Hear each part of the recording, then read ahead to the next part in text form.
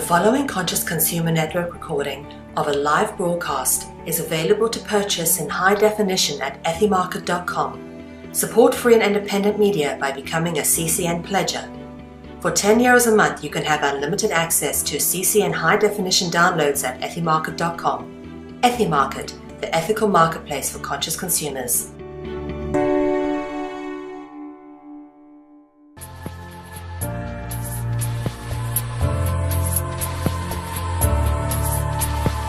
Hello and welcome to the One People Show.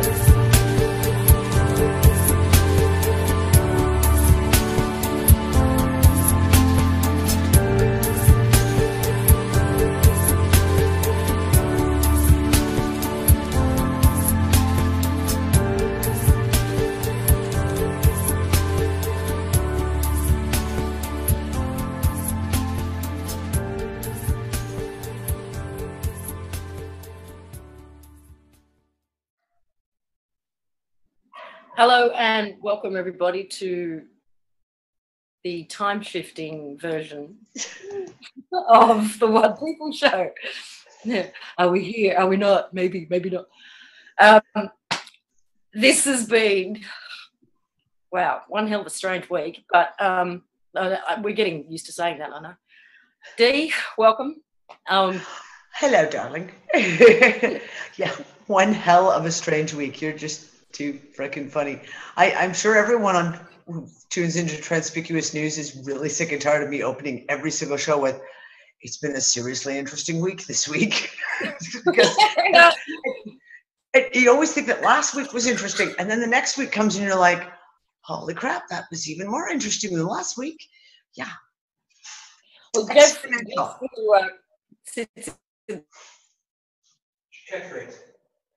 the background day, and I had to laugh out loud because he said, I didn't think anything could top the flat earth stuff.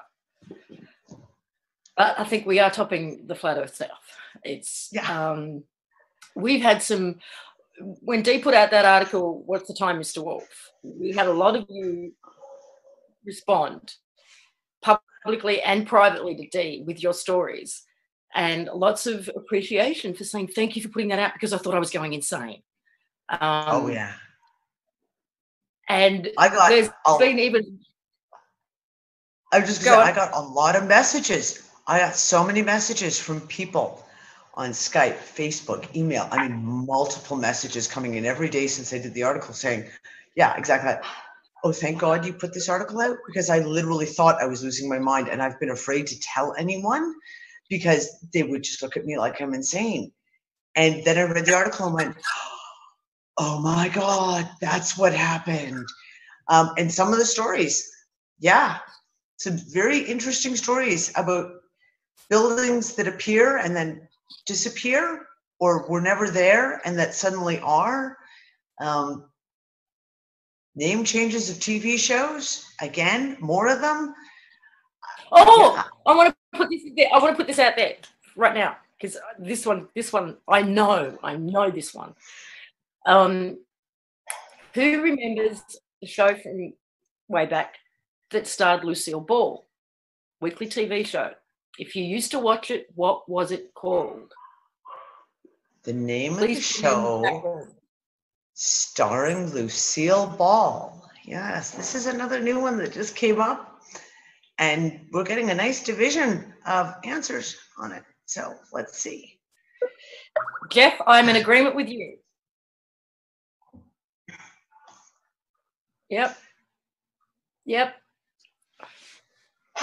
Okay, so far, everybody's saying, I love Lucy. Yeah.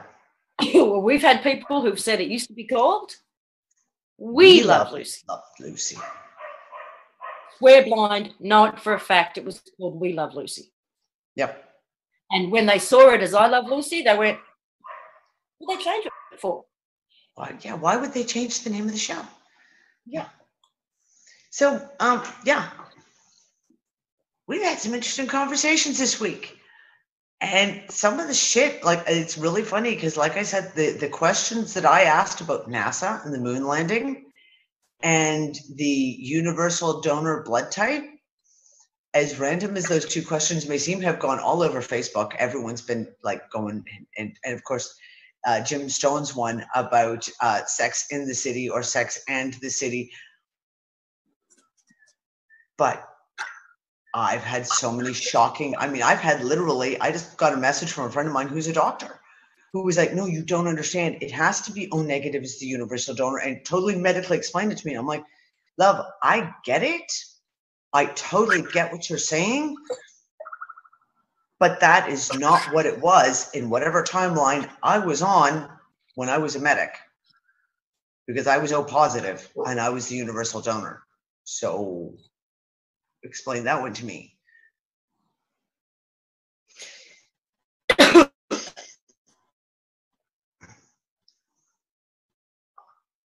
I can't hear you. And I don't know why. I don't, it just every so often there's like a serious time delay. Biggie, can you just type in, is it me hearing Lisa delayed, or is it that her voice is coming through delayed? You're not downloading or uploading anything. Lisa is delayed. Okay. Your video is kind of glitchy. Talk slowly. I don't know. Will it work with this time? Yeah, we're on two different speedy timelines here, but mine's slower than yours. Please don't start. Okay, someone in the chat room is just saying Billy Graham. As far as they knew, he died a few years ago on the timeline they were on. Didn't he? No, apparently not. He's got a new book coming out. What? No, I remember Billy Graham dying. No, the Hudson says, I wonder if either Dani or Lisa have heard about a timeline where it was said that Billy Graham died or passed away. I remember him several years ago, because I'd seen this particular news on a couple of forums a few years ago, and then comes back with, I know Graham's still living now because a new book of his is coming out soon. No, I remember Billy Graham passing away. Yeah, everyone seems to remember him passing away. Yeah? So why? Is he all of a sudden back again? Is it he putting the book out, or is it like publishers who have the rights to his stuff just putting it out, maybe? Maybe a son who's named Billy Graham, one of those type of deals? I don't know. Wikipedia is saying he's still alive as well. What? Okay, that's a new one, and that's fucking... Okay, I have a question for the audience. This is coming from Nick. Did James Earl Jones just die? Because it was on, I saw it go by on a news feed somewhere that James Earl Jones had just passed away, who of course is the voice of Darth Vader from the original series, and yet we have seen nothing about it. And in the place, like, we go to 9gag for giggles, the place, the meme paradise, and this is the one place where, I mean, every time someone like that dies, there's 1,000 memes immediately come out about it in honor of that person. But yeah, I don't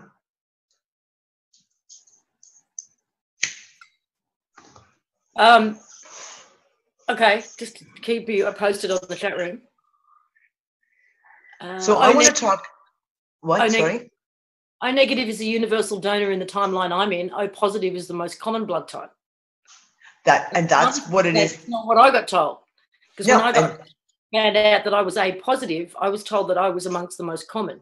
I was the most common blood type of A positive, and that O positive was the universal donor. And I was told that O positive was a universal donor and was also the most common blood type. And like I said, I was a medic. So, I mean, they used to usually twice I was used for mainline transfusions in emergencies because I had a clean bill of health. I had my blood work always up to date. So I was a clean donor, and it didn't matter because I was a universal donor. So I don't know. One of those ones. Go ahead. You were going to say something. Well, I want to talk about this because here's the thing. Right now, we're discussing the modern pieces. We're discussing the little pieces like the Berenstain Bears versus the Berenstain Bears, which again is another whole one. I know it's the Berenstain Bears, I swear. There's all these modern ones. But on Transpicuous News earlier this year, especially in January, with 3 different things get said in January that I covered on Transpicuous News that were a deliberate changing of history. Now, the first one was Japan's foreign minister saying that after the Second World War, Russia invaded and took over the Kuril Islands. And I went and looked it up, and I was able to find a copy of the original treaty signed in like 1875, where Japan gave those islands to Russia. So what the hell? That was the first one. The second one was a statement made by the Prime Minister of Poland, and I can't remember exactly what he said. It was about the Second World War again, and it was blatantly wrong. Like, it was so wrong that I sat there and was like, he said that it was, no, didn't he say it was the Polish army? Or like that won a particular battle? Yeah, it was something like that. It was like the Polish army did something, and everyone else in the world went, no, that was Russia. Actually, I don't know what you're talking. I don't know what drugs you're smoking, but that was Russia. And then literally 3 days after that, Peter Poroshenko in Ukraine makes this huge thing about how the Ukraine army was the one that had liberated this concentration camp that had been held by the Nazis, yada, yada, yada, yada, yada. And everyone in the Russian Federation turned around and went, the fuck are you talking about? There wasn't even a Ukrainian army in the Second World War. Ukraine was part of the Soviet Union. That concentration camp was liberated by the, XYZ 123 troop battalion that had a whole pile of Ukrainian people in it. Like, let's say that like 35 or 40% of the troops were Ukrainian, but the rest of it was, there were Russians, there were people from Kazakhstan, there were people from Belarus. It was a mixed army regiment. So when Peter Poroshenko comes out publicly and makes a statement that is so unbelievably wrong, unbelievably ridiculous, I sat there and was just like, the man's lost his mind. The man has completely flipped his lid. This guy is supposed to be a world leader, like a leader of a country, and he is either A, that stupid, he doesn't know his own history, or B, he's that blatantly lying. And I put all of this together because this all happened in 1 week in January, Lisa, in January. I went and looked up my notes. So it all happened in 1 week. And at the time I said, they're trying to change history. They're trying to change history by telling the people these stories officially, because all 3 were done by high up government representatives. They're trying to change history. But now I'm sitting here going, wait a second. Is it that they're trying to change history, or was history changed? I.e., for example, are these 3 that made these ridiculous statements from another timeline, where in their timeline, Russia did take over the Kuril Islands instead of having a treaty from 1875 over them. We could say that they were trying to rewrite history, except that we're having too many personal anomalies take place. One of our mutual friends said this, I'm going to tell his story. He used to have a heart condition that was so bad that he couldn't even lay down. He couldn't lay down to sleep. He had to sleep sitting up. It was chronic.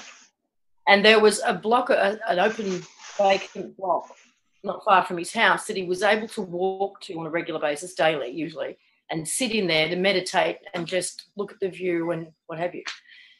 One day he's driving. Plot of land. Yeah. One day he's driving home and he goes past it, and there's now an old farmhouse on there with rusty cars and sheds and this property that looks like it's been there for 50 years. he starts asking the neighbours what the hell's going on, and they said that's always been there. Then he rings his brother and he says, you know, the lot next to my place. And his brother says, yeah, sure. He remembered it exactly as his brother remembered it exactly as he had. But the day after this anomaly where there's a house, his heart condition is now non-existent. Gone. So that's not people trying to rewrite history. That is, to me, that is him jumping timelines. Yeah. And I think a lot of us anyway, have had an experience over the last, up to 20 years probably, at least one, where it feels like I'm not in Kansas anymore, Toto. You know, something's changed. And it's the little things that you notice. Now, do you want to hear my little in the shower theory that hit me yesterday? Yeah, okay. Hit me with the shower theory. Okay, so when I got up yesterday morning, I, do my sun gazing and all that, and I thought, I want to know what the answer is here. And later on, I went and got in the shower, and there's something about me and water. Whenever I'm in water, I get my answers. Now, this may or may not be accurate. Total disclaimer here, I have no idea what I'm talking about, other than this is what I got. So on last week's Collective Imagination show, we talked a little about this, and I used the slinky as an analogy, and I really wish I had one with me right now to demonstrate, but I don't. But what I got was this. You've got a slinky, except we're going to put it this way, on its end, going up, right? And we're going to take a section of the slinky that's like 5 spirals around. And each spiral represents 20 years. Right, so we've got a section of this slinky that's... Are you even listening, Dick? I can't hear you. You're muted. I am. I just had to tell Nick something very, very quickly because, yeah, interesting things just happened. Let's just say. All right. Do you want to tell me now, or do you want me to go on? No, just as I finished that last statement, I literally got completely slammed, and literally everything went sideways, just like this, for about 35 seconds. And that's why I typed it in. If you look down in the chat, you'll see, you talk, because I'm having a bit of a problem right now. Oh, yeah. Go on with your story, though. Oh, because I do want to hear this.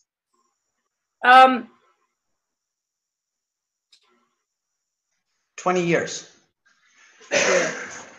Hang on, I need to do something too. I'm going to pause. I'll be back with you in 30 seconds. You're going to go find a slinky?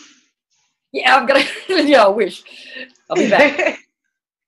Okay, I just lost Lisa. Oh, that's just great. Leave the slightly incapacitated chick to talk on the air. Yeah, it's very, very interesting when you look at some of the statements that have been made in the last year, especially pertaining to the Second World War. And like I said, I was originally back in January, February saying, oh, it had to do with they, them, governments, whatever, trying to change history, i.e. let's rewrite history to make it the way we want it to be. One of the big things, of course, is the fact that there's this overwhelming, apparently, thing about the fact that Americans saved Europe in the Second World War, which, of course, is a crock of shit. It didn't happen that way, not even slightly. Yet that is the overwhelming consensus of a lot of Americans. And there's a lot of downplay between what America did versus what Russia did in the Second World War. And again, there's this huge shift of who did what. Like I said, I was quite willing to put it down to just political bullshittery that, though they're just trying, because of this whole shit with Russia, they're just trying to downplay all that shit. And yet, no, I'm highly questioning that now. Hi, Lisa. I'm back. You got your coffee? Well, actually, there was very little coffee left. It's mainly milk. Okay, so we're taking a section of this slinky that's going this way. Each spiral represents 20 years, and we've got 100 years worth. All right? I picked 100 for a reason. Going back to the beginning of the year, when one of the shows that we did when I was on the Gold Coast, and we talked, I said it feels like our whole history has been rewritten. It's a story that we've been told. And they're kind of recycling, we're recycling in these time loops that I feel like they only go for about 100 years. And that I keep getting that 100 years. And then when we go back to 100 years from now, we've got the time, around the time that the First World War? The Jekyll Island meeting for the Federal Reserve first happened, I think, 1913. Right? 1913. So around that time. So if that was 1914 is First World War. Yeah, and if that was the beginning of the next cycle, great way to start, kick it off, right, with that Federal Reserve concoction. But at the same time, you've got this little section, this little piece of the spiral that represents 100 years. Now this goes infinitely in and infinitely out. It's, you know, the micro and the macro, depending on your perspective, depending on where you're looking. So this that represents 100 years for us may be a year, a month, a week, a day from a different dimensional perspective, right? Mm-hmm. Now, if you also, to way I have become to understand time, instead of this slinky being a continuous line, imagine that it's actually consists of a chain, right? And every link in the chain is one now moment that bleeds into the next now moment, that bleeds into the next now moment, right?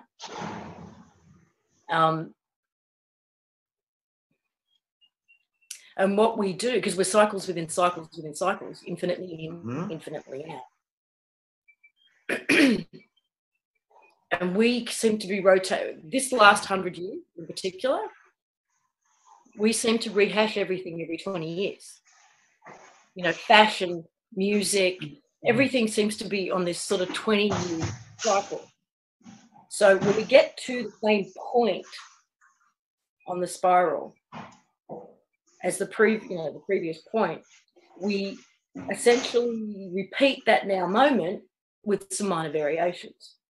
Yeah, that's what we're doing. Somebody grabbed the end, looked it back over, and pulled it up. All right, so now we're in this 100-year loop. Yeah, and we've been doing that for ages. For I don't know how long. This is what it felt like. I don't know. So these are the figures I'm coming to for some reason, and these are just the ones that popped into my head when this all popped into my head. 2011, same time, this time in 2011, end of August, early September, is when I felt, and I know Anelia Benz felt, and others felt, that there was a split. So,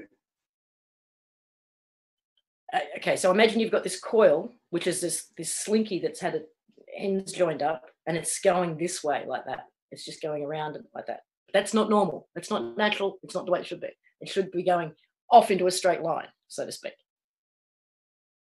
What if the Earth kind of woke up then in August, September 2011, and in so doing, she split. She couldn't necessarily disconnect it. Part of it did. So now you've got this coil. I don't know how to do this with my hands, but now you've got this coil time loop that's doing this, right? It's the one we've been on. I'll do it that way. And then the Earth woke up and pulled away from it and started her and sort of re-established her organic timeline going out that way. but it was the weaker of the two. Right? There was a split. She woke up and went like that, but it was the weaker of the two. And what we've been experiencing since then has been this one kind of, as this one gets stronger, it's sort of slowly doing this. And I think that has already happened. So now we're in this process of them merging. So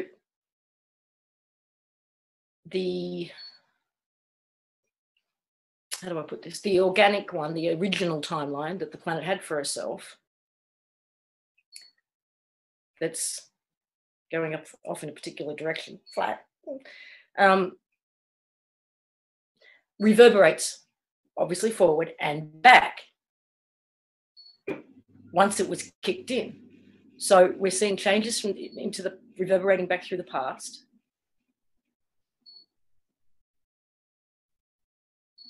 I don't know, this all made so much sense in the shower. But the things that feel significant are August. There's something about the 100 years. I don't know why. This time 100 years ago, or around 1912, 1913. 20-year cycles. August, September of 2011. And now, this time period now. But it's whatever happened is reverberating back through, and it's readjusting the past onto what the organic timeline was. Does any of that make sense?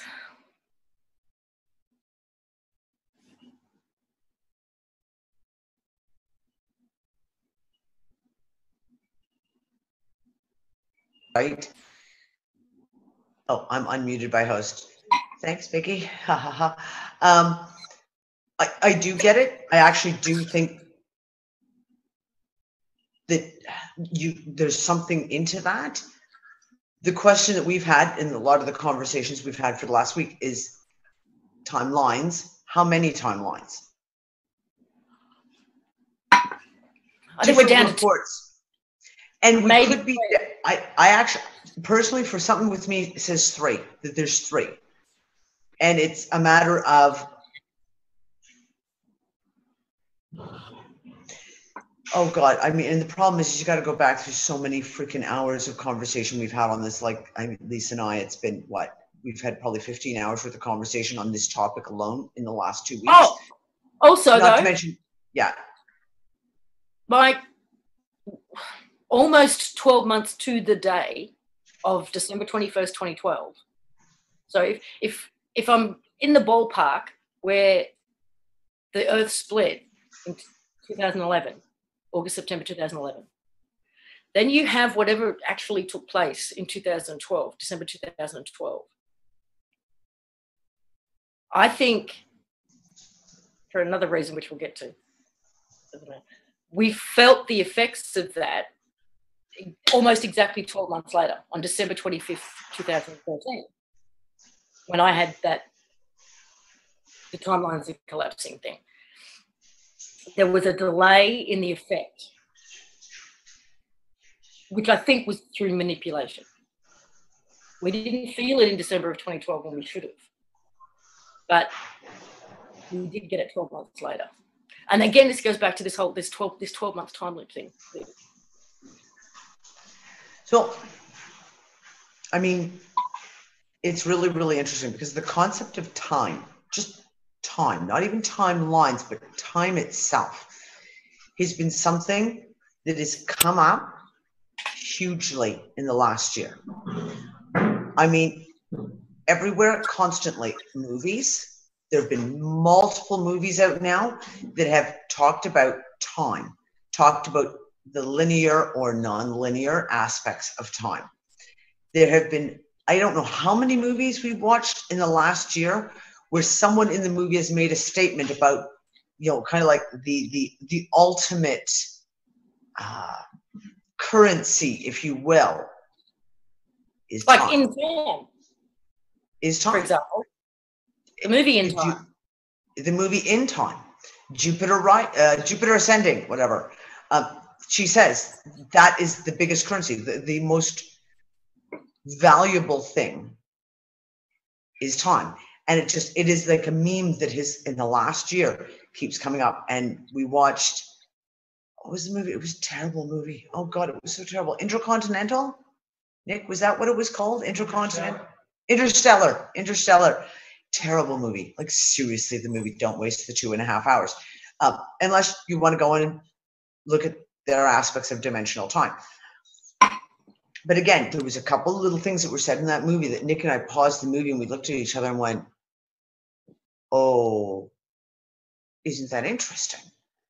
And Nick and I have been discussing this pretty much almost nonstop for a year. Like we probably have hundreds of hours in discussion of time and time loops and the very aspects of what time is as far as dimension. Well, because you've got this slinky that's been had the ends joined up and you've got this other one that's coming out here, there's going to be points of these now moments for quite a while where they touch, right? Going back to, say, August, September 2011. And I think for certain individuals, maybe those who have an important job to do, like we talked about yesterday, and like our friend who had the heart condition, the opportunity to jump timelines. There'll be an individual opportunity for each person based on your own personal journey and your own personal timeline. But there's going to be these connecting points, and where we have an individual opportunity to jump timelines. But I think now we're at a point where en masse we have to choose, like en masse we're choosing. I don't know how to explain it. So you and I have very different views when it comes to that, right? I mean, this is the whole thing, all these conversations that we've had. I'm going to say this, and everyone, I know that people will laugh. I come at it from more of a, because of the nature of the conversations that Nick and I have had, more of a looking at it from a scientific, analytical place.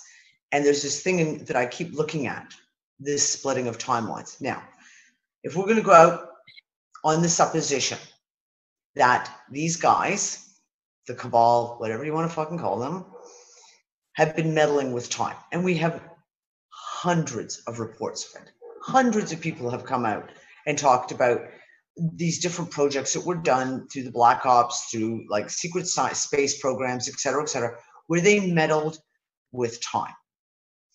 And one of the resounding comments I can remember from several of these whistleblowers was the fact of that basically a lot of these were run by military who were too fucking stupid to understand the concept of what they were dealing with. And therefore made some seriously big fucked up mistakes. And each time you go back and you change something, there becomes a split in the timeline. And I think that there's certain things that they did that were major. Now, one of the ones I want to bring up, I'm going to bring up in a little bit later, is of course, one of the things we've heard about from a few people is meddling in the timeline of Jesus Christ. This is something that purportedly, there was several reports of them going back, and it could have been just curiosity of like, some stupid military guy going, well, I just got to see it for myself, so I'm going to just go back and see, not realizing that, hello, you just seriously fuck shit up. Regardless, I think that there's certain actions that were taken that created major breaks in the timeline, where you end up with a literal parallel timeline that have got perhaps something that was a trigger to make something big enough to make it separate. Yes, darling. What? Okay, well, now I'm remembering a couple of things, and includes what came to me in the shower. But when you go back to Bill Wood / Brock Bader, right, his description. Now, apparently Yellow Book, Montauk Chair, Looking Glass, all of these technologies that they were using to look beyond into down timelines, they couldn't see past December 21st, 2012, right? Yeah. So bear that in mind.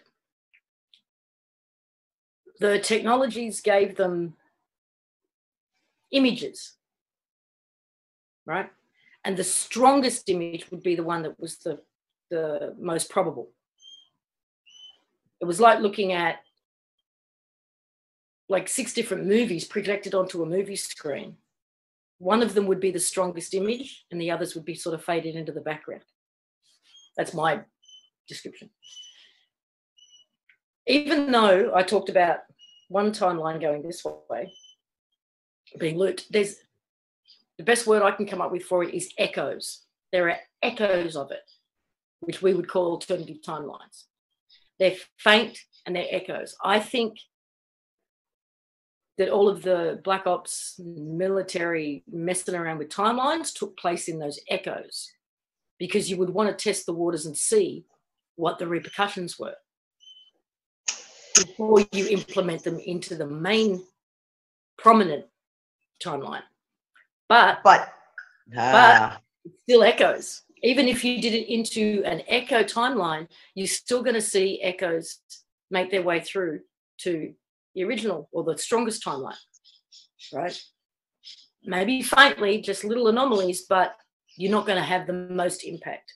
But you can use those echo alternative softer timelines to test the waters. And when they know that they're going to get the result they want, then they can go and put it into the strongest timeline.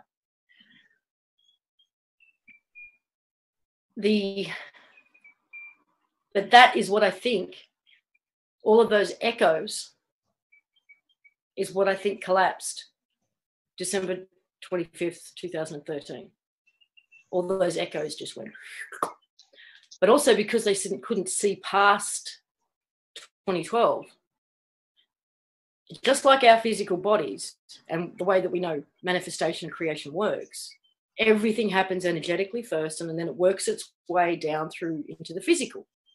Yeah. So if they couldn't read the energetic beyond December 2012 to see what was going to actually manifest physically, I think they found a way to delay the effects from reverberating down into the physical until such time, probably only 12 months, again, back to this 12 months, probably only 12 months ahead, so that they could then get a jump on things.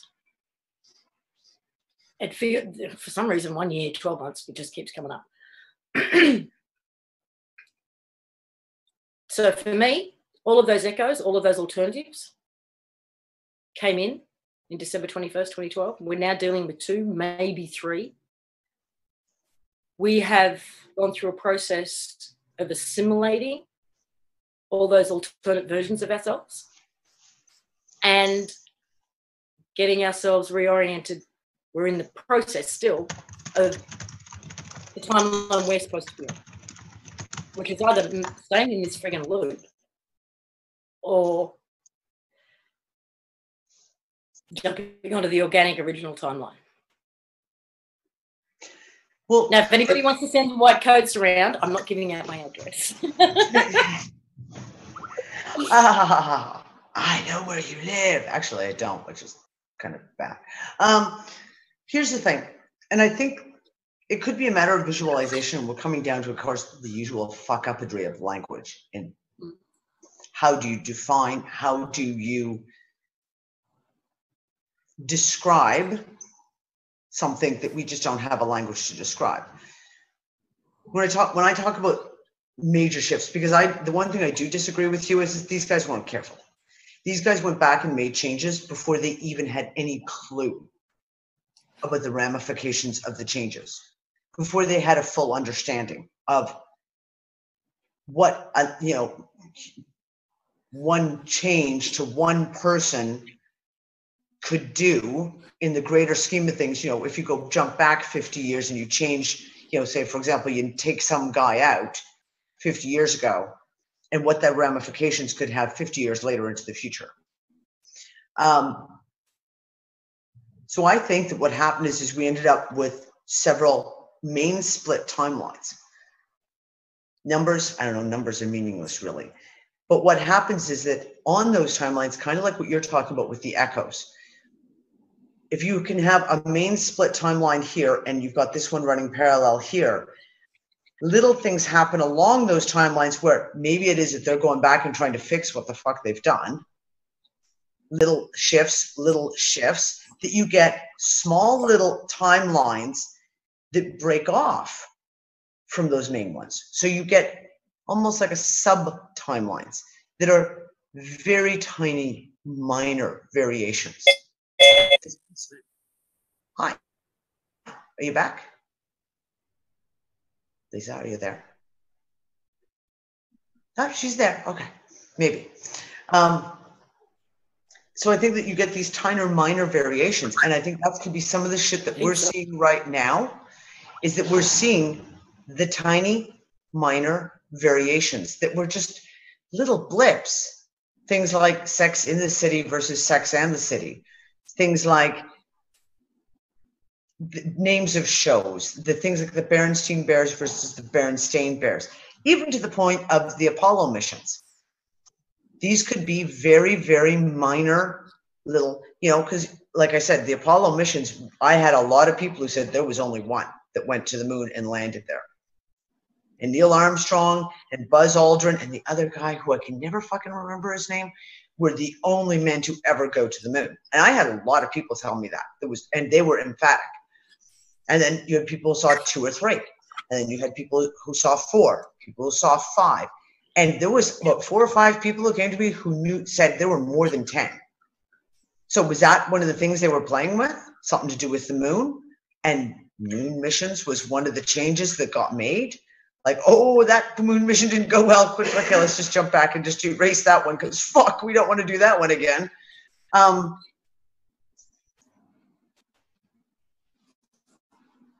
When it comes to what's happening now, because I do agree with you, is the cycle thing. We keep coming back to the cycle. And I went through this with Lisa yesterday. I'm gonna play paper games. Play paper games. Okay. I don't know if everyone is familiar with what a Mobius strip is. Okay. A Mobius strip, and you can do this, just cut a piece of paper, right? And you bring it together as if you're going to make a perfect loop. But what you do is take it and take 1/2 and turn it 1/2 turn. So basically you get this shape. And if you look at it from a certain, I should have grabbed some tape so I could let go of the stupid thing. If you look at it from certain angles, you will see the figure 8, which is the most famous shape that you see in a Mobius strip is signified by the figure 8 sideways. Now, a Mobius strip is really, really important. When you start talking about physics and we start talking about shit like this, a Mobius strip, no matter where you put your finger on it, whether you're starting on the flat, on the side, or on the very edge, if you slide your finger all the way around the shape, there's only one there's only one side, and there's only one edge. Doesn't matter how you do it. It doesn't matter where you start. If you slide your finger around, you will discover there is only one side and only one edge. And we talk about cycles. And one of the things that Nick and I have talked about with time is the fact of the Mobius strip. One of the things that gets in the figure 8, which of course now I can't make it show up. I'm trying to get it to the right angle for people to see the figure 8, right? Like that. There we go. One of the things gets talked about, especially if you watch science fiction movies, is the concept of folding space. Dune movies, the concept of basically, and in Interstellar, they talk about it too, we're basically bending space. The straightest point between two distances, right? The straight line is the. If you take a Mobius strip and you take the centers of it and you bring them together, you now have basically the concept of there's no space anymore, and they're touching. And we've looked at this over and over again about what is time. Time being, and my opinion, Nick's opinion, time is the fourth dimension. That's totally just our opinion. When you talk about dimensional things, so aspects, the first three dimensions being basically width, height, length, right? Which gives you your cube. The fourth dimension being time. In the cycle of time, like what we're talking about here, it's a cycle that goes on and on. But if someone was to create a break that continues it so it can't keep flowing, so for example, perhaps it starts going on just on one edge, or it breaks off into separate pieces. And I'm not explaining this really well either. Apparently we're both having a scientific duh moment, at least I am anyways. But you can see how you could make a Mobius strip out of my slinky. Because if you've got this, exactly, and then you fold that over, you're going to end up with a slinky-like Mobius. Yeah. And this is what I'm talking about when we talk about loops. Nick drew something that was really interesting. And of course, I don't have the drawing anymore because God knows where it blew off to, of a Mobius strip made up of Mobius strips.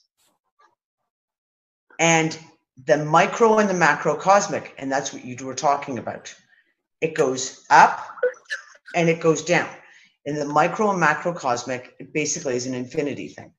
It goes up micro, bigger and bigger, in the way of, when you take a picture in a mirror, if, for example, you have a mirror behind you and a mirror in front of you, and you take the picture in the mirror, and it goes on for infinity. Your picture in the mirror goes on for infinity. If we look at that as a cause and effect, one of the things that I'm thinking of is when you're talking about the time it took for, let's say there was an event that happened December 21st, 2012, that had to go from whatever energetic you want to call it down into the physical. I don't know that it was something that was delayed, as it could have been. That is what it took as it fed down from the various macro into our micro, into where we are, and then perhaps down into the micro infinity micro, resetting the timeline. It all has to come back together. I would agree with you. I would agree with you that there is a time delay between things happening in the energetic and in the physical, except for a couple of things. I think that there is no time. Yeah, I think that time delay is specific to this legend. And two, I don't think those who were doing this time traveling manipulation and implementing this in the beginning would not have done everything possible to try and get a jump on it. They weren't going to get to that point and go, oh, well, game's up. We don't know what's going to happen. But here's the thing. But we know that they couldn't see after 2012. And what fucking has been happening since 2012? What's the one thing? We have watched them suck in anyone who's had any capabilities of seeing and used them to provide the information they needed for the adjustments they wanted to make. Yep. Okay, well, let's go back to our other little ball about the 2015, 2017. Yep. If that was the case, and all of a sudden, for example, they know they've got all planned out. They've been told by everyone, all these people, all the seers, all those people who could look down the various timelines, whether they're, what's the word they use? Cliff High uses the word. Remote viewers. Sorry, thank you. That's the word I was looking for. They all say 2017. That's the time, 2017. So all these guys sit there and they go, okay, we 2017, we got it. We got the date now. We know what's going to happen. And how do you fuck that up? Is you change it. Again, we're not going to agree on this one. Because I think they think. I think they think. I think they think that I think that you think. Go ahead. Yeah. Who's on first? they had until 2017 to implement certain things because of what they've been able to do until since then. And then the planet herself just went, and she's the one who's brought it forward. Because you and I both remember, we both experienced very early on, around New Year of this year, where we went, oh, something just happened. Something just happened. And then Lily gets in touch with us going, something just happened. 2017 just became 2015, and whatever it was felt really, really good. Yeah. This did not feel artificial. This felt totally organic. This felt really positive. So based on that, based on my own personal experience, I feel that what the bringing forward of 2017 to 2015 was organic. And this latest piece about September is now August. That I think is also organic. We've just people seeing what they're seeing with the weather. Farmers seeing what they're seeing with, people seeing what they're seeing with migratory animals. They're all confused. What was it? Your friend has got geese who fly up in the air, fly around in a circle, down again, going, where are we going? My girlfriend who's in mid-northern Ontario is like, the geese have lost their fucking minds.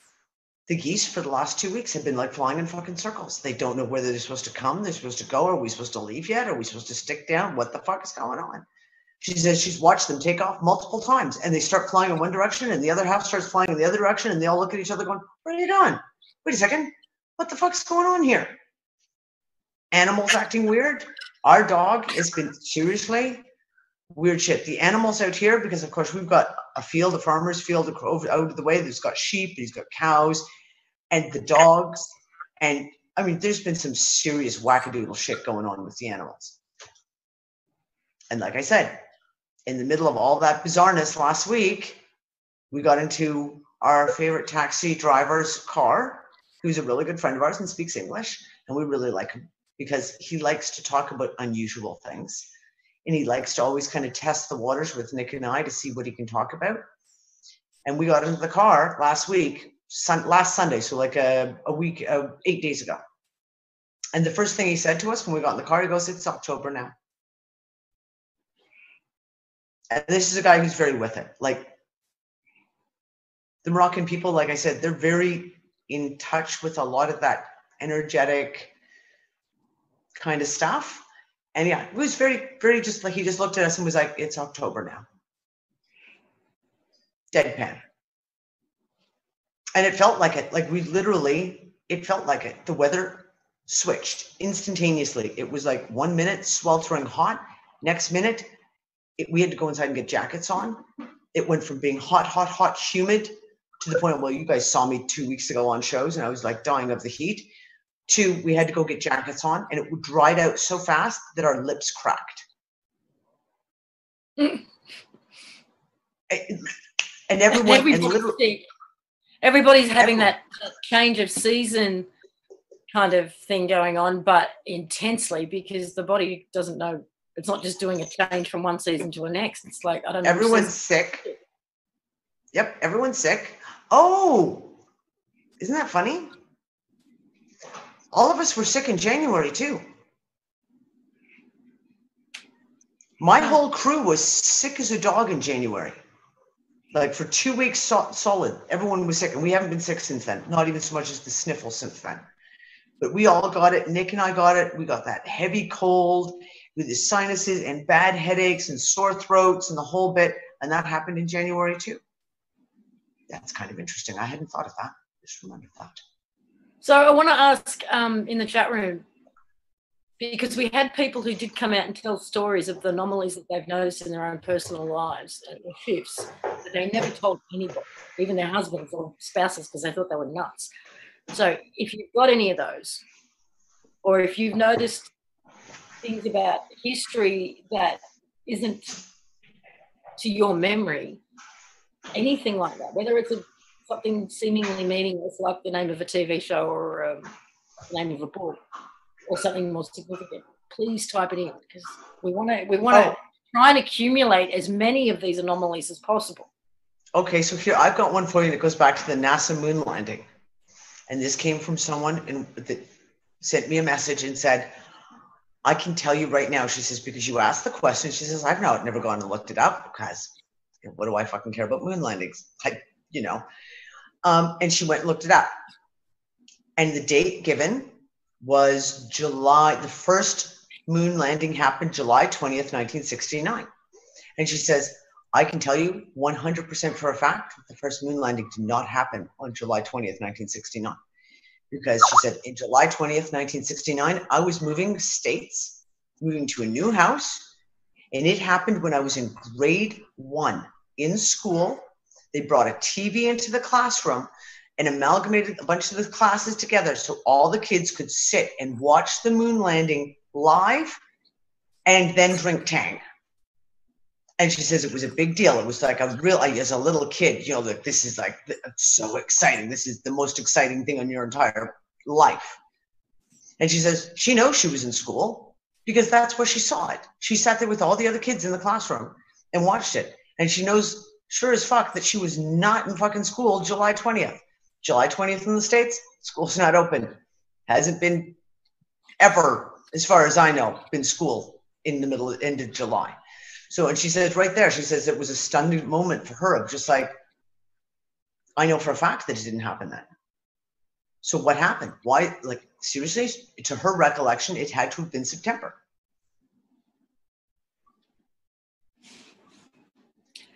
People are saying that they feel like we've jumped 2 months, and some are saying they noticed it last year as well.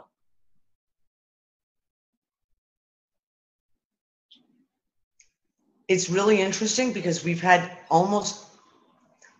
very, very fucked up weather this year in Morocco. Because we're right on the northern coast on the Mediterranean. And this is a very temperate area. It's not like down in the south on the Sahara that gets ridiculously hot in the summer. The temperatures here are pretty temperate. Last summer, when we were in Oostrum, we had a couple of days where it was really, really hot. But overall, you sat in the shade, and as long as you were sitting in the shade, there was always a breeze, and you were comfortable. Just sit there and a shirt and a skirt or shorts or whatever. This summer has been blazingly hot. Hot, like 44 to 46 degrees for week after week after week. The Moroccan people were all like, we have not a fucking clue what's going on. This doesn't happen here, ever. And then, like I said, that 2 weeks ago, everything got really weird and we all felt it. I got multiple people who contacted me, people who are really, let's just say, in tune to this kind of stuff, who said something seriously major shifted 2 weeks ago, which would be, I guess, about 3 weeks ago now. And we felt the time, like the weather shift instantly. And it was like 1 minute, it was one temperature, the next minute, radically different. And everything got cold. We just had rain here for 3 days solid. It's still, okay, now it's September 1st, but for the last 3 days, it's technically August. 3 days of rain solidly doesn't happen. And a week and a half ago, it rained in the Sahara, which doesn't ever happen in August.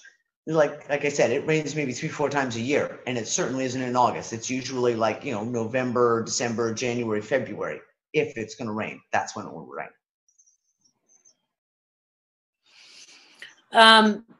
This is something we've talked about too. It's coming up in the chat room, the tilt of the planet being the cause of the weather. Yeah. It's funny because we were talking about this today. Lisa and I were talking about the nuclear aspect, which we're going to jump topics here because, that's what we do on this show. We've had multiple conversations over the years about nuclear bombs, waste, et cetera, is not what they've tried to tell us it is. And one of our and this comes back to, is it a timeline thing or is it that they've just been lying? And this is where you play that game.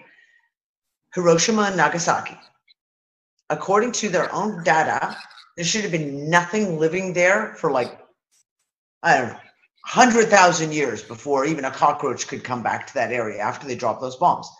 Well, Hiroshima and Nagasaki are cities, and they're full of people and trees and animals and flowers. Not only that, though, depending on the argument being put forward, the Japanese are some of the healthiest people on the planet. Mm-hmm. They have the lowest rate, some of the lowest rates of birth defects. Mm-hmm. They have the lowest rates of cancer, the lowest rates of SIDS. They are amongst the healthiest people on the planet.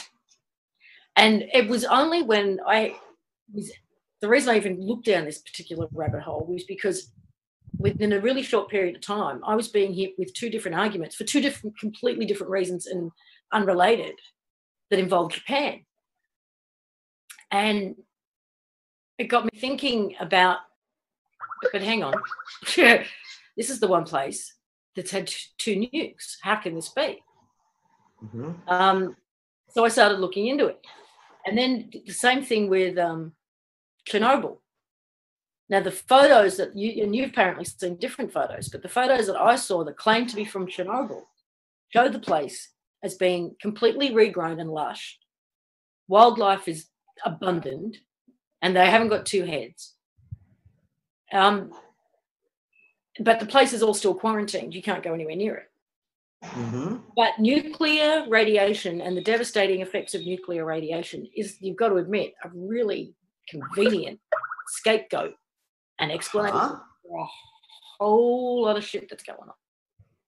Well, here's where I want to go with this, because Nick and I had this conversation today, and you and I touched on it this morning.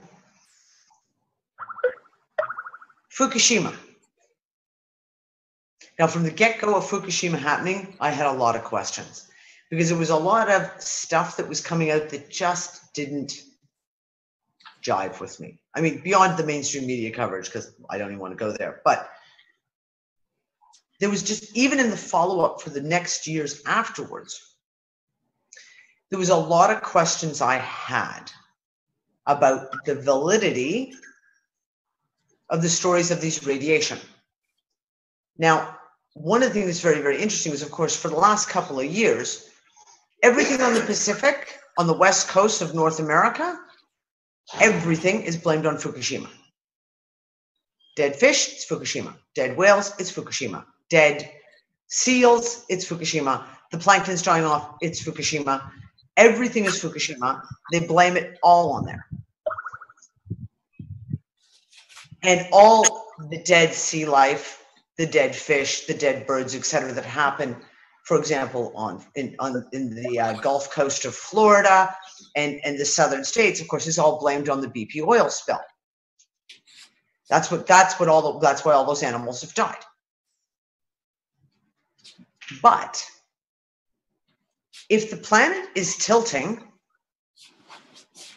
and all those fields, the geomagnetic fields, the electrical fields of the planet, etc., are shifting, then all of these animals, and if you look at them all, we're talking birds, sea life mammals such as whales and dolphins, turtles, sea turtles, and fish are all migratory.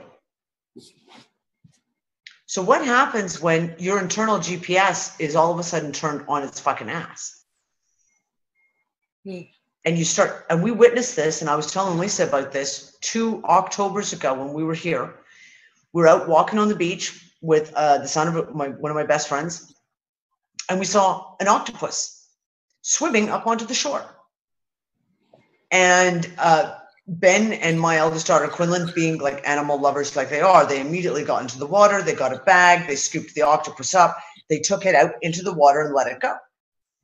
30 seconds later, this octopus turned around and swam directly back up onto shore again. They did it 3 times, and each time they took it deeper and deeper out. To the last time, Ben was up to his neck in the water to take it out as deep as he could to try and get it out. Because they were thought, well, maybe there's a strong current that was pulling it in. But it was very obvious that this octopus was deliberately swimming up onto the shore. And I can remember turning to Nick and saying, you know what? It's like its GPS is off. Like something is telling him, this octopi, The spawning grounds are that way, except that the spawning grounds are not that way anymore. That's land. And we found a giant sunfish on the beach last winter. And he was huge, and he was beached. And he was trying, you could see the waves were rolling over him. He was struggling. He was trying to, the fins were flapping. And if you've ever seen a sunfish, it was heartbreaking for us because their faces they're really beautiful. And Nick tried to shift it into the water to get it into the deep water. I mean, you couldn't. And this thing was 5 foot long. It was hundreds of pounds. There was no way of shifting it at all. And we felt really, really bad. But the same thing, you look at it and go, okay, well, why did it swim up onto shore? Because it wasn't rough seas. It wasn't like it got thrown by a massive wave onto the shore, because we have those storms in the winter where you go out to the beach and there's just literally fish everywhere on the beach, and there's starfish and there's seahorses and they're everywhere. Why was it on the shore? So when you talk about cover-up stories, the one thing I talked about when I talked about the whole tilt of the planet was, I think that may be one of the biggest cover-up stories that they're trying to hide, is that the planet is tilting. And in doing that, all those magnetic fields and the corresponding electrical fields are going to change. And migratory animals could very well be completely screwed up by the changes, because their GPS that's in here or wherever it is telling them, you got to go that way, because that's the way we have gone for like generation after generation to go to the spawning grounds or the summer grounds or whatever. And it's no longer that way.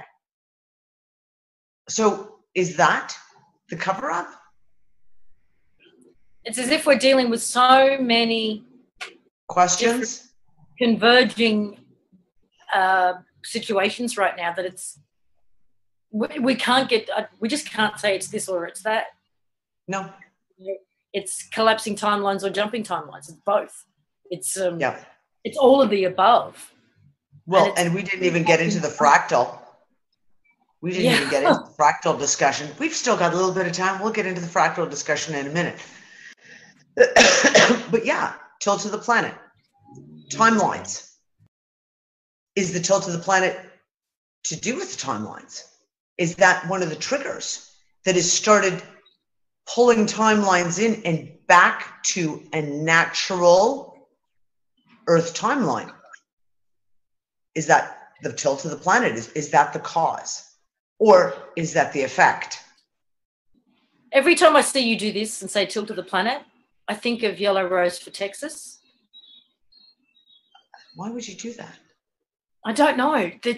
Again, it was another one, just like when we came across Wingmakers, when we came across Yellow Rose for Texas. Yeah, there was like it's something a piece. in this. It's a piece. Yep. There's something in here. The Flat Earth stuff, all of it, there is something in all of it, and I feel like if we could just pull the right threads, we could put it all together. But well, I mean, and that's what it is. Unfortunately, it is about just gathering up the threads. The basic truth of the matter is, when you talk about time, we use this word. It's spelled T-I-M-E, but the actual fact is we have no idea what it is. We use it to describe a point in the future when we're going to meet a friend, or a point in the past where we woke up in the morning. But the reality of it is we don't know what time it is. We have no idea how it flows, or does it flow? Is it linear? Is it cyclic? What is it? We don't know. Is it a series of moments that are a fractal in the macro and the micro that all exist at the exact same point? Is that what it is? And we don't have the language. We don't have the language. What if it's just one now moment that we're repeating over and over and over and over again with slight variations? Is it? It could be. I'm certainly not going to say you're wrong. I don't know. Because that's what I did that slinky with the chain. That kind of what it feels like. It's like just a now moment that influences the next now moment, that influences the next now moment. And until we come back around to the original now moment where we actually replay the program of that moment. See, and to me, that seems very artificial. It doesn't. No, but see, even on the, I'll say organic Earth timeline, it's still spiraling. And there will still be whatever the program of that now moment was, when you get around to that same point, the next run up, it's the theme, it's the meme of that moment. And whatever you've locked in, you will repeat, unless you don't lock stuff in. Right? I don't, but again, is it just language? But that's what I'm saying. Is it just language? Is it just the fact that you and I are trying to describe two different things with different words? Okay, look at the way people, look at the way we develop habits, or we develop. I mean, how many times have you heard a woman say, "I keep attracting the same guy," right? And it's the same dynamic that takes place in the relationship, or that we create. No, I think the HK guys call it cycles of similarity. Yeah. So that I see that as just cycles of similarity is probably a better way of putting it. It's not like we're manipulated or controlled environment where you just keep reliving the same moment. That's not what I mean. But there's cycles of similarity. And when we get into a state of trauma or fear or whatever, in a particular now moment, and we lock something in, a thought process, a thought pattern, a thought form, behavior, a thought form, whatever it is, then when we get around to that next moment of similarity, what are we going to do? We're going to do the same thing. Yeah. We're going to be triggered to do the same thing. So it's up to us to break out of those cycles of similarity and create something new for ourselves. But that still feels very organic to me, because we're cycles within cycles. I mean, the Fibonacci spiral, these are all in nature. So the idea of loops and spirals and all that stuff doesn't feel controlled or manipulated, but joining the ends together does. Excuse me, Skype needs your attention. Skype needs your attention. Really? Jeff said he did something on Skype. What's he doing? This is the thing, right? I mean,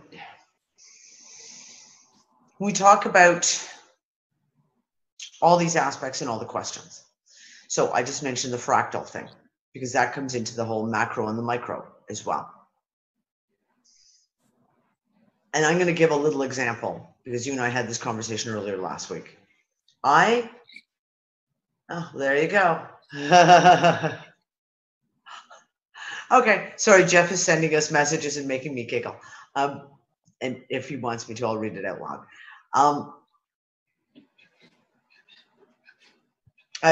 We're seeming to have a bit of an energetic moment here, because I'm barely sitting upright, and neither is Jeff, and now Jeff's clock is spinning all by itself. What did you say? His clock is spinning all by itself. Great. Nice. He just sent a video of his clock spinning all by itself. That would be the message you just sent, Lisa. I had an experience, because we talk about fractals, and everyone uses this word fractal. And again, it's another word that's ill-defined or poorly defined or not defined at all, and loosely defined by a whole lot of people to mean a whole lot of different things. So pardon me for using this word fractal. I'm using it poorly, most likely. There's been a lot of talk about, people, you have your fractal cells, whether it's other dimensions, macro and microcosmic, et cetera, et cetera. I had a really, really wild experience 2 winters ago. So it would have been the winter 2013, 2014, when I was in Malta. It would have been February of 2014, actually. And I had taken the kids, we're out of this big craft village, and I'd taken the kids to go to the bathroom. And while they're in the stalls in this bathroom, using the toilet, I'm standing out by the sinks waiting for them. And on the wall in front of me over the sinks, there's a big, huge mirror. And on the wall behind me, there is also a big, huge mirror. And it goes back to that whole thing when you see your reflection, and it goes back, like it reflects off itself. And I sat there, and I was just, you're just staring off into space, waiting for the kids. And all of a sudden, I got drawn in visually, so to speak, to myself. And I looked, and in that moment, it was like I could see almost a macro and micro of myself in my own images. And I could see them stretching back behind me, but I could also see them stretching forward in front of me. And all of a sudden, they started to basically, everything started to come in like this. And they all started to, those in front of me started kind of coming in here, and those behind me were being pulled in behind me. And I literally stood there for a second, and it was like mesmerized, where you're staring in the mirror, and I could see all this happening. And you have that moment of just like everything is extremely like, holy crap, you're dizzy. Everything got really, really surreal for that moment. And the whole thing maybe lasted 4 or 5 seconds, tops.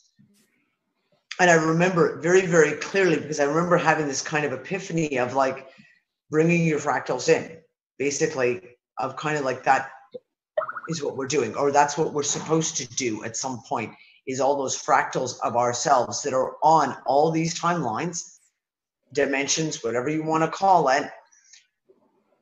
As the timelines collapse, I'm wondering if we are, in fact, bringing in all those fractals of ourselves into ourselves.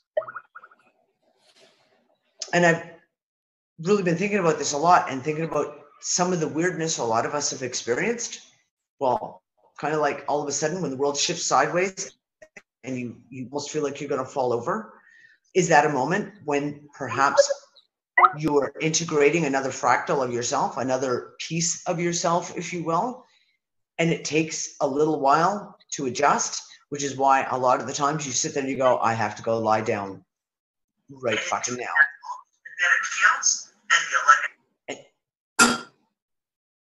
What was that? I have to play Jeff's clock. Are you serious, Jeff? That just did that? That was in real time. Just now? Yes. Okay. Okay. Do you want to go to screen share and figure out if we can do this? Yeah. We'll go back to the fractal thing. I got to see Jeff's clock. Sorry. Now, hang on. Cortez is talking in the video clip. Cortez always talking. Come on, seriously. I'm the loudmouth. Okay. Can you see this image of a clock? Okay. I see the clock. Yes. Is tilting. And in doing that, all those magnetic fields and the corresponding electrical fields are going to change. And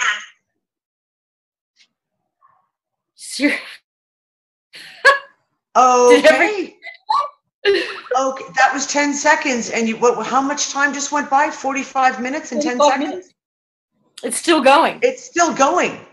Okay, Jeff, could you let us know where it stops? Because I'd like to know what day it's going to be tomorrow. That's bizarre.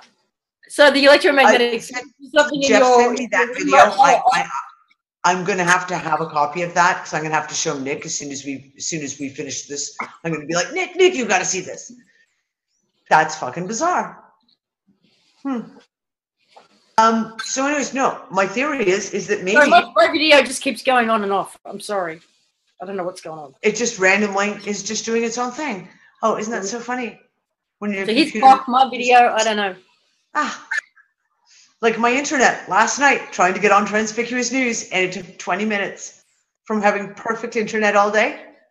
It died exactly 1 minute before we went live. Dead. It was funny. Not really.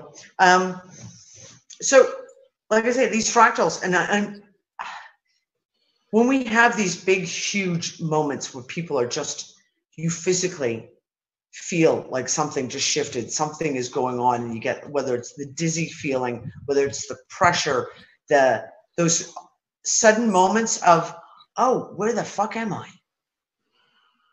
Because we've had a lot of those recently. Where the fuck am I? And what the hell am I doing here? Like the one I had 3-4 weeks ago. In the car. In the car. And when I walked into here, this just didn't feel like home. And I still don't know how to feel about that, because a couple of days later I got an eviction notice, so it won't be home for much longer. So I didn't know whether I jumped forward or got a glimpse of the future, or whether I assimilated another aspect of myself who doesn't live here. Oh, by the way, jury's out on that one. Well, this is it for me. Some people, I mean, I talk to a lot of people on this subject of when you get what we call getting slammed. Because, it's just, is that you turning off your camera again? Or is it just randomly turning off? It's randomly turning off. Oh, that's delightful. Yeah, the nickname we call it is holy shit, I'm getting slammed, which means just energetically something is physically going on, whether it's the dizziness or pressure, or all of a sudden everything goes out of focus, you can't hear anything, all different physical things. God, we could do a whole show on just that alone. For me, when that happens, a lot of times I instinctively, I have to go lay down. And I don't have to lay down. I don't have to lay down and nap for an hour. I don't have to nap for an hour. 2 hours, nothing. Sometimes all I have to do is lay down for 10 minutes. Just 10 minutes to have a couple of minutes to kind of just recenter myself, and then I'm fine. Or not so fine, depending. But, I'm good enough to get up and get going again with the rest of my day.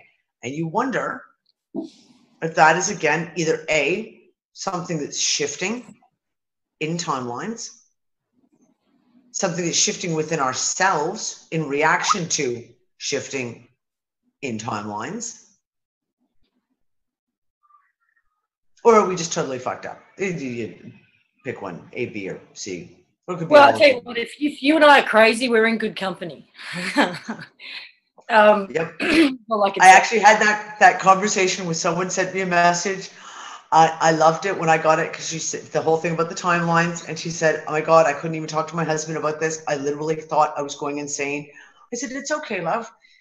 If you're going nuts, at least you're not going there by yourself. There's a whole lot of us going with you. Okay, I want to ask in the chat room, has anybody else felt that feeling where it actually does feel like you're assimilating another part of yourself? Whether it's you from another timeline that's collapsed or whatever. Weird emotional flips that just all of a sudden happen. Weird changes where all of a sudden you decide you want to go and paint a picture in that moment, just suddenly, or you want to just go bake, or you just want to go, I don't know, do something that's just in it, like automatic flip, boom. Okay, we've had a yes. Yes, 2 yeses.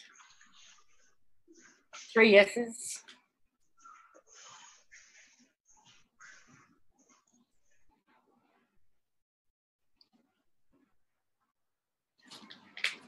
Okay, 3 yeses. Straight up. Straight off the top. The other thing, no, make that 4. Yes. 5, yes.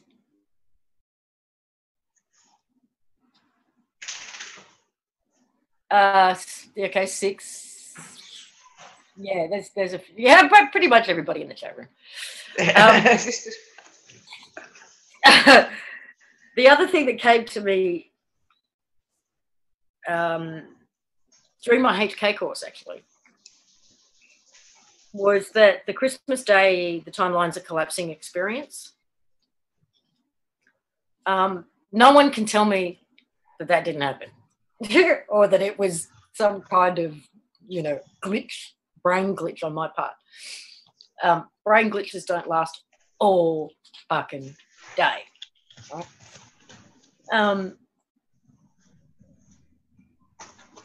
The energy that was in me that day was freaking out. Not me. I wasn't freaking out. Something else was very, very upset with the timelines collapsing.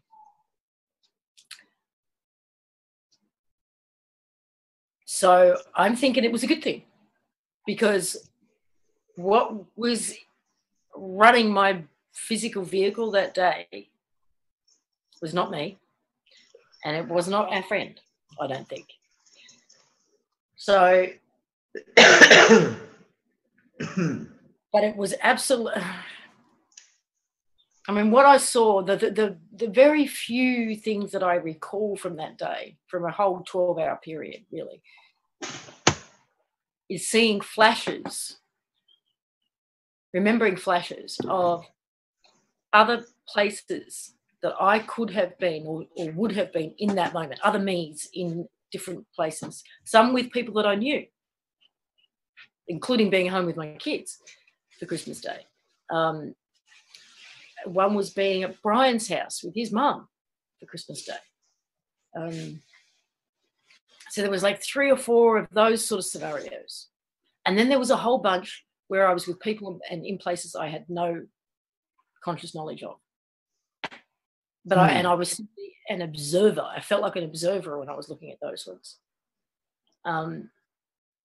But so if you can imagine standing there, and then as if this dark tunnel just comes from behind you and just goes and closes out. And the whole thing happens in a microsecond. And it's just like zing, zing, zing, zing, zing. And I'm feeling them, not just seeing them, but I'm feeling them close out. And whatever was running me was panicking. Here's the thing, because I mean, again, this is a conversation, because when you get, we asked all the questions. Nick and I spent, like I said, hundreds of hours discussing the science behind and what the science looks like and how it could look, because that's the way we work. My overall feeling, though, regardless of the questions that we have of the who, what, where, why, when, and how, is that whatever is happening is what is supposed to be happening. Yeah. Because we looked at that. I mean, Nick and I seriously looked at that pretty freaking hard. Is this something that is being done in a negative way to control, for example, this timeline? And it doesn't feel that way to me. It really, really doesn't feel that way. And we've got CERN going off like freaking crazy. Oh, and by the way, back in March 21st, CERN created a rainbow universe for 2.6 seconds by accident, just when they were doing some, arbitrary testing. By accident? By accident. That's the idea. They were literally running a couple of beams around just because it was before they officially started up. And now, because they did it and they had an oopsie and they went, oh, what the fuck was that? And they've analyzed the data and realized that they created a rainbow universe. Rainbow, again, I touched on this. It doesn't mean like, unicorns and leprechauns. That's not what rainbow universe means. It is, there's a theory about rainbow gravity. That's what they mean. It totally physics, quantum-based physics. They're going to try and recreate it again.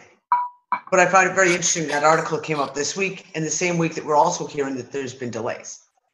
That was, a week ago. CERN announced that they've had delays. And I think that those delays are, that they can't achieve the power that they need to get to the experiments they want by September, so now they're aiming for December. Yeah, I don't think that's going to work for them either. But on you go, guys. Have a good time. Overall, there's a feeling of this. Whatever's happening is happening because it's supposed to happen, and it's actually rectifying the mistakes. I feel like it's a correction. We're in a correction period. Did you have to use that word? Well, seriously? Sorry, because you remember, I've been following the financial markets like with a fine-tooth comb for the last 4 weeks, especially. And the word that they continuously keep using is the correction. Well, the markets are going through a correction. Really? Well, I was using it in the John Lash sense of the word, of Sophia's correction. Yes, well, and I like that much better. Yeah, like things are coming back to the way they're supposed to be. But I keep coming, you know, you and I keep talking about the end of the cycle. And proof, no proof, I don't know. What do you define as proof?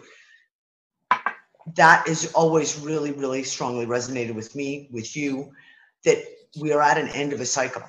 And if they have been manipulating that cycle, so falsely taking the ends and looping them together, so that it just keeps spinning instead of continuing forward, that's now over. Whatever they did to the time, to whatever, has undone itself, because it can't, because it's the end of the cycle. Actually, Nick made an awesome analogy about this, because we went it back to, hey, you got to look into the whole electric universe stuff and the holographic universe stuff. And we had a huge discussion 2 weeks ago about that. And we were talking about the fact of, okay, if, I don't know if you remember in the original Men in Black movie, at the very, very end of the movie, they show Earth, and then it pans out and Earth, and then it turns into the thing, and the whole universe becomes like a marble, and it's like two little aliens playing with the marbles, and then it pans out again. So macro and micro, right? If you want to look at that, because the one thing I've always really resonated with is that this whole thing that we're doing right now is just a big experiment. Experiments come to an end. And you never run one experiment.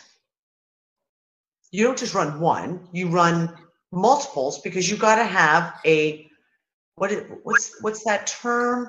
That you have to have, yeah, exactly. You got to have your baseline to run all the other experiments with. And you collect all the data, you collect all the data, you collect all the data.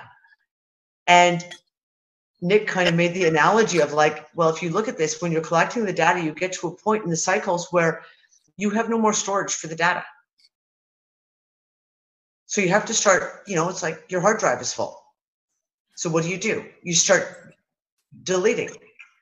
And so maybe you start going through the extreme timelines where the Earth blows up, or the Earth is hit by a comet, or a nuclear war, or blah, blah, blah, blah, blah, blah, blah. And you go, okay, well, delete that one, delete that one, delete that one, delete that one. And they get kind of almost down to the one which is the original one, which is your control, and maybe one or two others. And those are being at the end of the experiment. They're amalgamating together back into the control. I don't know. That was our little analogy. This is also why I feel like they use the echo timelines, the weaker timelines, to mess with. Because you've got your stronger, I mean, firstly, it would be harder to mess with it, I think. The predominant timeline. I think it's easier to play with the echoes. And this remains your controlled experiment timeline. And that way you could actually make slight variations.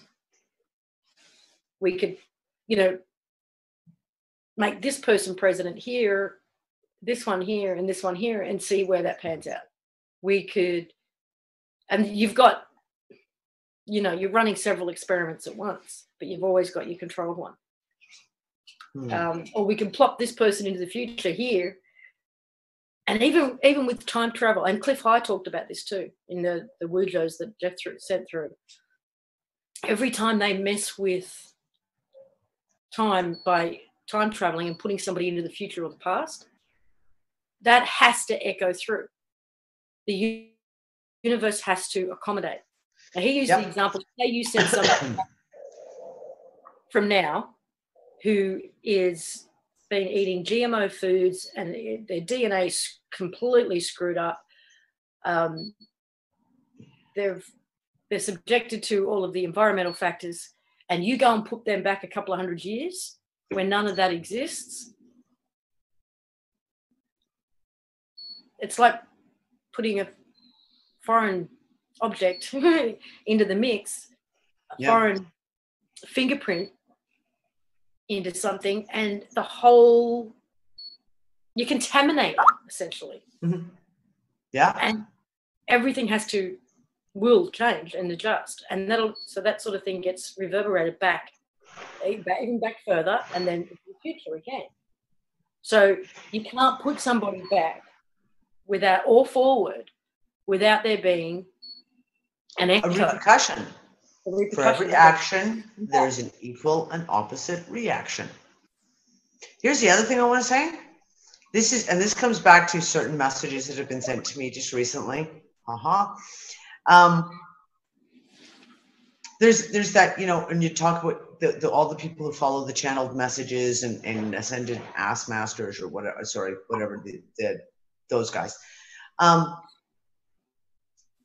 There's always this thing of trying to put it all like, you know, these guys out here, they have the answers. They're all coming and they all have the answers. Because, you know, they're the galactics or the ascended whatevers. They all have the answers. Except the whole thing is, if you want to look at it that way, they're part of the experiment too. They don't have the answers. They're just as much a part of the experiment. And we've got fireworks going off behind me. Great. Oh, shush. Yes, I know, Lucky. Fireworks are terrifying. They're just as much a part of these experiments that we're going through as anyone else. And that's why... Yeah, you just reminded me of something I put out in January. All the fucking information that they're trying to channel through, and I'm talking about I'm not talking about the fucking mind control stuff that's coming through, because there's a shitload of that too, we all know. But anything that they might be sending is skewed by their data. It's skewed by their data that they think they have the answers and they think that they have it right, but they don't, because they're just as much part of the experiment as we are. So don't go looking for the right answers from them, because you ain't going to get it. All you're going to get is their perception of what they think is right. Okay, now suddenly people are having problems with the feed. No audio or no chat room or no really? Video. It's all just... Isn't that funny? What? When I started talking about fucking galactics? Seriously? Uh-huh. Yeah. Really? Okay, well, guys, there's no issue from the stream. Yeah, at this end with the stream, so... It's, okay, galactics, you can fuck off. We know that you're just as stupid as we are. So play your little games, have fun. But yeah, we're not taking you any seriously because you ain't got no fucking answers. Not playing that game anymore. No. The ass-ended masters couldn't figure it out. The ass-ended masters couldn't figure out their way out of a wet paper bag. Sorry. Not playing that game. They have agendas.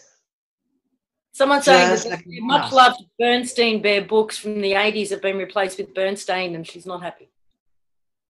Mm-hmm. I know. I had original Bernstein Bears books. My kids still do. Some were packed away in boxes in Canada.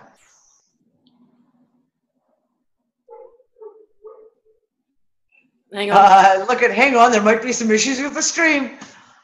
Okay, is that an indicator?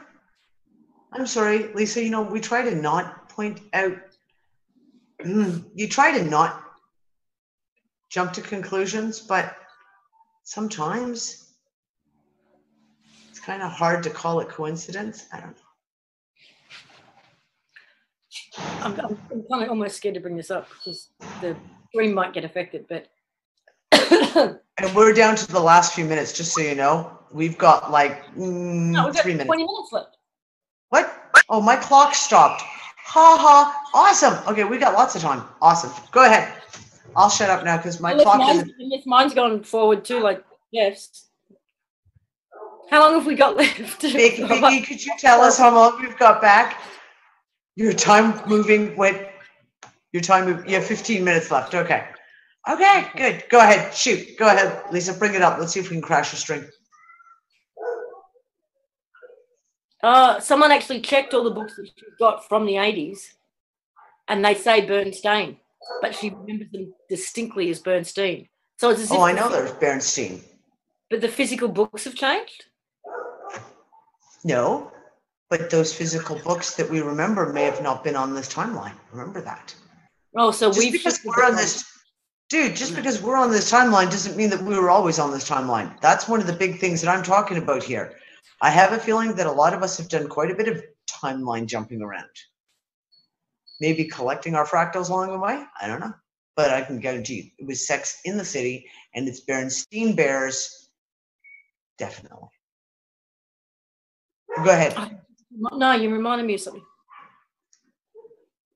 Oh, we were talking about the other day, the movie One with Jet Li.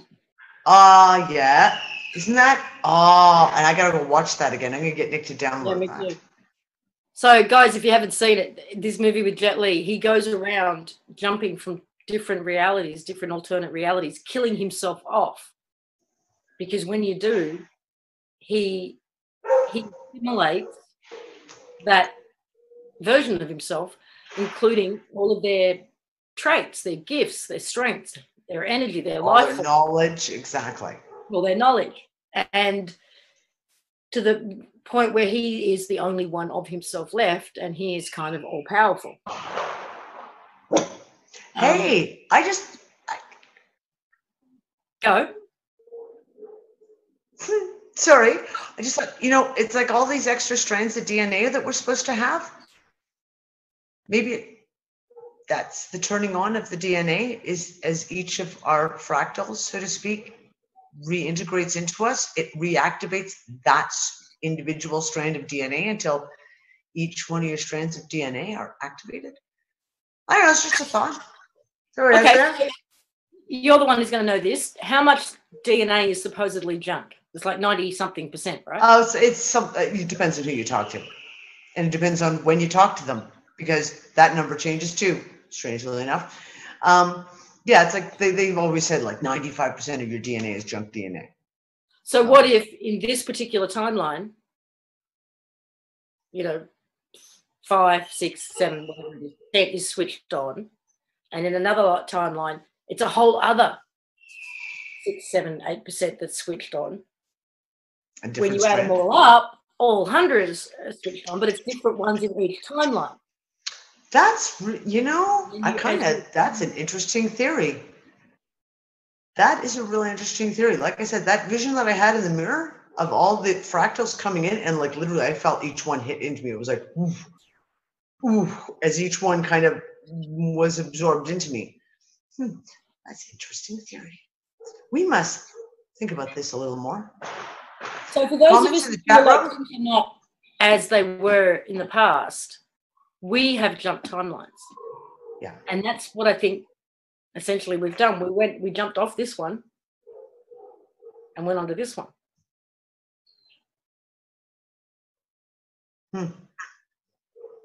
Interesting.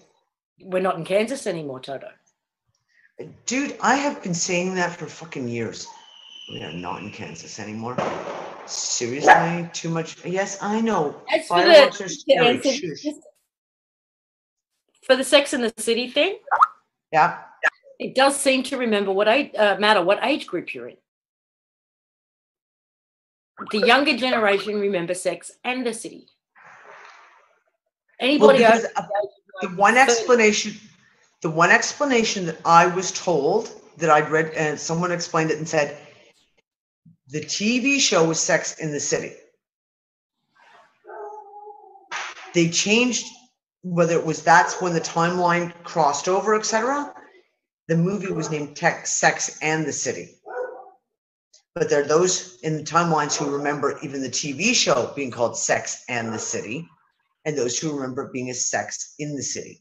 So I don't know if that is maybe a reason why the younger generation didn't know the TV show. They only knew the movie, which was called Sex and the City. This is what I've been told. And people have said if you try and go find the DVDs all say Sex and the City. But that was the big question that was asked, is basically whatever production company it was who did those TV shows swears that it always was Sex and the City. Well, Grant here in Australia did quite a bit of research on this one, and he said that even the original books that Carrie, whatever her name was, wrote, or the articles that formed the book, that formed the show, was all Sex in the City. Yep. It was all based on in. Mm-hmm. And but now you can't find that anywhere. Nope, you can't find it. It's kind of funny. It's just been erased. Here's my thing is I think that if we were to actually start keeping a running dialogue of all these little pieces and just see, because there's going to be things I think you're going to find that if people were to analyze big dates, like let's fluke off the top of your head, some of the biggest things that have happened, things like, what was the date that Princess Diana died? What was the date of... That was my daughter's first birthday. So it was the 31st of August, 1997. Yeah. I was in Vietnam at the time. I was in Saigon, actually. And it's one of those things, clear as a bell. But I think that if we started to look at, if we could kind of almost keep a running, people, if you come up with things that just all of a sudden don't gel, historical things that have come up, send them to us, because I think it's very, very interesting. I'd like to know so far. Oh, and that was the other thing we talked about was with the change of the, Lisa. What? The change of the blood type of universal donor versus universal recipients, and the changes that have been in that we've seen with various people remembering very specific things. Could that be part of the whole DNA thing as well? Yeah. Right? That is something that would be, to me, foundational to DNA. So kind of like what you said is if in this timeline, this 5% of our DNA is online, but in this timeline over here, it's a different 5%, but that 5% coincides with maybe a different bloodline, a different blood type in order to support that DNA. We've got two different answers for Princess Diana's death. Oh, really? Somebody agrees with me, 31st of August of 97. And Sarah says it was the 31st of July for her because she knows that she moved the next day.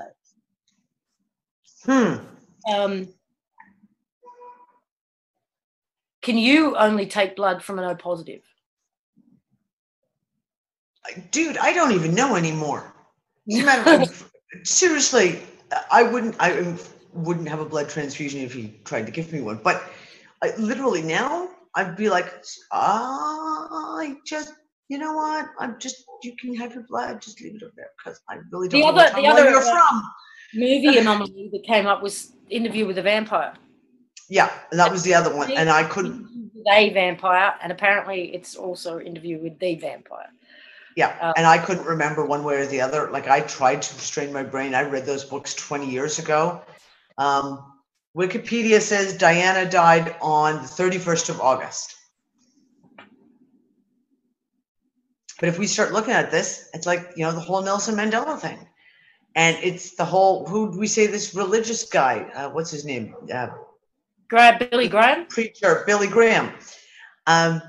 If we look at some of these, I talked about this. I mean, I made fun of it actually in Saudi Arabia. When the king died in Saudi Arabia, and yet I pulled up a news story that showed that the king died in Saudi Arabia 2.5 years ago. Now, is it one of those where it very conveniently was kept quiet and they just kind of tell the right moment for the change of regime? Could be, absolutely. Or was it one of those pieces where, hey, we have another crossover here? There's comments in the chat room too, and I get it that our memories are notoriously unreliable. But when you've got something like, you go to Brazil and you see a 400-foot statue that's green because it's a metal statue that's tarnished, and that's one of the biggest things in your life. There was this time you went to Brazil and saw this friggin' statue, and now it's a 100-foot concrete statue. Yep. That's big. And I had exactly that written to me. Yep. I had someone write that to me and say, I fucking was there. I saw it. It was like over 400 feet tall, and it was metal. It had the same, that green, like almost like the Statue of Liberty, that greenish hue to it. And now it's like a little less than 100 feet tall, and it's made of concrete. And this woman actually said that she went looking to see if had there been a natural disaster, like an earthquake, and the old one fell down, so they had to rebuild it. No. Oh, shit, what was I going to say? Statue of Liberty. Does anyone else remember the Statue of Liberty as being a lot fucking bigger than it is now? Because that was one of the ones for me, because I can remember, I mean, and as a kid, your perception is always skewed as far as size goes, right? It's like, that's why Grandpa always looked like he was gargantuanly tall. But I can remember as a kid seeing a movie, and there was a scene in the movie where they're filming from the crown on the Statue of Liberty in that observation area. And they're filming out over the city. And I can remember that it looked like they were a mile and a half up in the air. Everything looked so incredibly small, like minuscule. And then looking at pictures of the Statue of Liberty again recently, I was like, you know, I always remember it as being a lot bigger than that. To the point of I actually had a shocked moment watching Fringe. I had a shocked moment when we were watching Fringe the first time they do that pan out to the Statue of Liberty and go, wow, it's kind of small. I could have sworn it was bigger than that. So I guess the bottom line is, we've only got a few minutes left, but the bottom line is if the past is not your past, then you've changed timelines, potentially. Yeah. I don't know whether I just sensed the split in August, September 2011, or whether I made a jump. But maybe something profoundly changed then for me. That's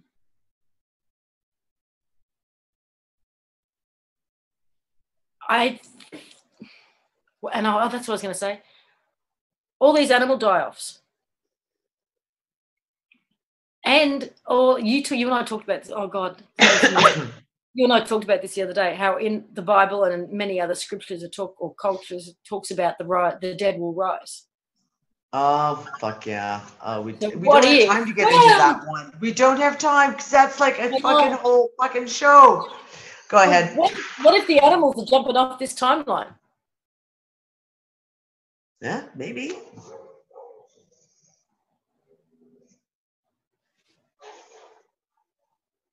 And we've never said that we had answers on this show. No, any more questions? We only have questions. I'm sorry. You have to go to another show to find answers, and then I would question them. But but we are going to try and put together a symposium on this, a panel on this next week. Yes, we are. Don't say next week. We're working on the time. We are going to put together an Untangled Gathering symposium. I've already locked in Randy Moggins. I did that during the Tug Symposium last night. When I brought up the topic, his eyes lit up, and it was like, once we got off the air, he was like, oh. I was like, yeah. Could you get a hold of Duncan for me? Because I really want to talk to Duncan on this too. So Duncan O'Finian, I'm working on convincing him to come on the symposium. Randy Moggins, Andrew Bashago. Why can I not say Andrew's last name ever?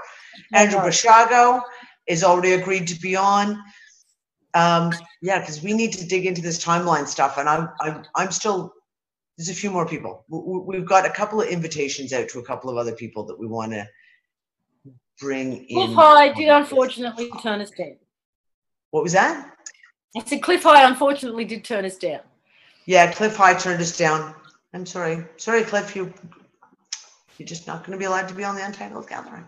Sorry, you'll miss that. Whatever. His loss. Yeah, I think that's it. We just officially ran out of time, Lisa. But we will, as soon as we get this organized, big announcement. We'll make sure everyone knows when it's going to happen. It'll probably be a Sunday night. I don't know that it'll be this Sunday night. It might be the Sunday night after. But I'm already working on several more symposiums. One is going to be on food sovereignty with Sue Rhodes. And, oh, man, we've already got a stellar lineup of people who's going to be on that. We're working on another one that I'm going to hopefully get Desiree Rover involved in, talking about the vaccines. And Lisa and I are going to put together this one about the infant-parent bond. We're going to get that one put together, and I've already got like a whole pile of people to come in and start talking about that too. So we got lots of shit we're working on. Yes, but we we're do. out of time.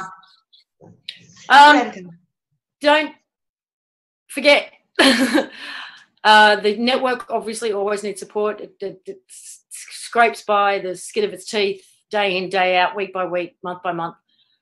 You can do it a number of ways. Buy a T-shirt from the T-shirt shop, become a pledger, make a donation, whatever you like. It all goes to the network. So thank you. No, thank you. I mean, awesome conversation. Thanks to everybody in the chat room. More questions. Oh yeah, in chat room, we love you. We love you so much. And I mean, I got multiple comments from the guys at the end of the Tug Show of all the people in the chat room. They were like, wow, they really rock. And I was like, yeah, we got the best chat room ever. So guys, we'll see you next week. Oh, and Ananda Bosman is someone suggesting we try and get for the symposium. I was listening to him last night. I'm going to have another listen. Okay. Okay. We got to sign off. We got to go away. I think he's going to like kick us off the line. If you really had to make a difference on a large scale with minimal resources, how would you go about it? Have you ever dared to dream of doing that which seems impossible? On a planet steeped with corruption and destruction, the question beckons, how do we change it? Media has a far-reaching impact on people and has been used to manipulate humanity into our current destructive patterns. In order to affect people into moving into constructive patterns of behavior, we need to construct a new paradigm of media.